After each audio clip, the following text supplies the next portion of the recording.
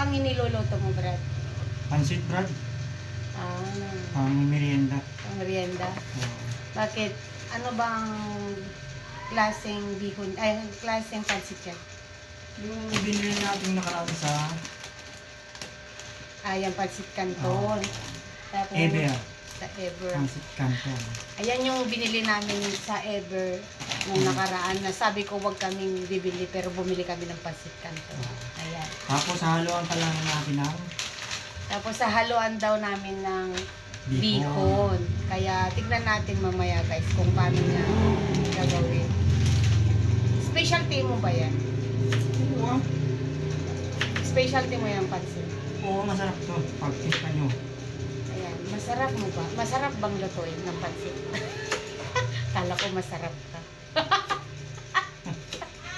Mas masarap ako sa pansit. Ay talaga? Oo. Oh, sige. Tignan nga natin mamaya. Basta ayusin mo yan magluto. Siyempre. Tignan natin yan kung papasa sa aking panglasa. Kasi paborito kong pansit kaya ibig sabihin ay alam ko yung masarap at hindi. Kaya pagbutin mo yan, God. Pagbutin mo yan, Brad. Guys daw. Ha! Ako'y nalilito. Nabubulol ako, guys. So, antayin natin na may prepare niya lahat yung ingredients kung paano niya igigisa doon.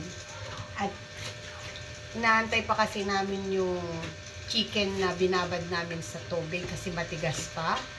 Kaya antay-antay, balikan ko kayo. Nabubulol ako guys. Yeah.